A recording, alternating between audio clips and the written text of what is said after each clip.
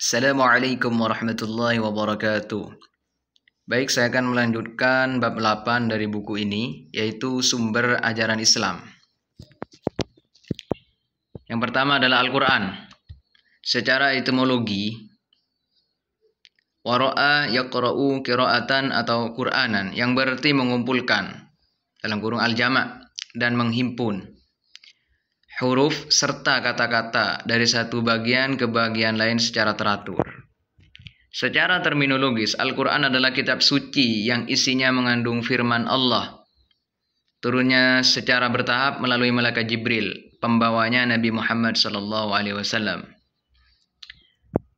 Nama-nama Al-Quran, menurut Abu Al-Ma'ali Syazalah, Al-Quran memiliki sekitar 55 nama, dan menurut Abu Hasan Al-Harali ada 90 nama Al-Quran. Di antara nama-nama lain Al-Quran adalah Al-Furqan, Al-Kitab, Al-Dzikir, At-Tanzil, dan masih banyak.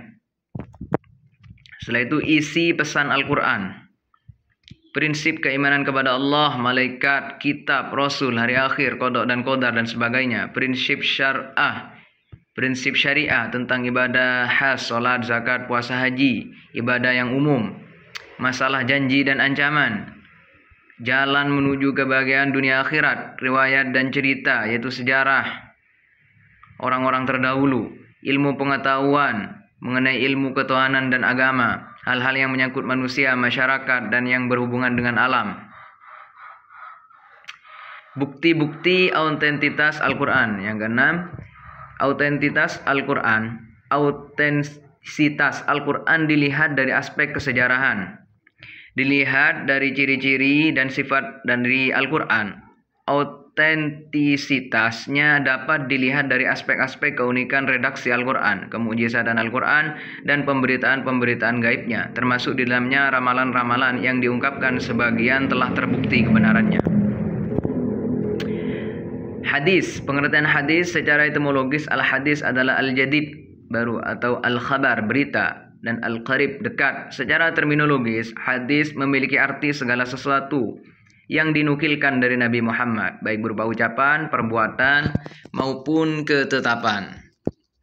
Fungsi hadis perinciannya petunjuk dan isyarat Al-Quran yang bersifat global, pengecuali terhadap isyarat Al-Quran yang bersifat umum, pembatas terhadap ayat Al-Quran yang bersifat mutlak, pemberi informasi terhadap suatu kasus yang tidak dijumpai di dalam Al-Quran. Kedudukannya dalam syariat Islam, hadis Nabi digunakan sebagai pedoman hidup yang utama setelah Al-Quran. Kehujaan as-sunnah atau hadis. Nabi Muhammad adalah seorang Rasul yang maksum, terjaga dari segala perbuatan hina, dosa dan maksiat, sehingga sunnah-sunnah beliau selalu dipelihara oleh Allah dari segala yang menurunkan citranya sebagai seorang Rasul. Setelah itu ijtihad. Pengertian ijtihad secara etimologis berasal dari kata jahada. Kata ini beserta variasinya menunjukkan pekerjaan yang dilakukan lebih dari biasa, sulit dilakukan, atau yang tidak disenangi. Kata ini pun berarti kesanggupan. Secara terminologis, pengerahan segenap kesanggupan oleh seorang ahli fikih atau mujtahid untuk memperoleh pengertian tingkat dzan mengenai hukum syarak. Urgensi kedudukan hukum ijtihadi, mengembalikan ajaran-ajaran Islam pada sumber pokok yaitu Al-Quran dan hadis. Menghidupkan kembali bagian-bagian dari nilai dan semangat ajaran Islam agar menjawab dan menghadapi tantangan zaman, sehingga Islam mampu sebagai furqan.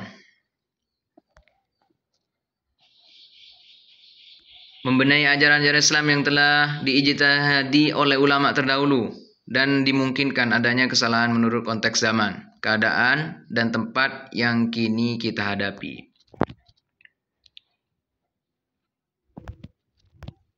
Baik, terima kasih. Cukup sekian untuk bab 8 ini. Wassalamualaikum warahmatullahi wabarakatuh.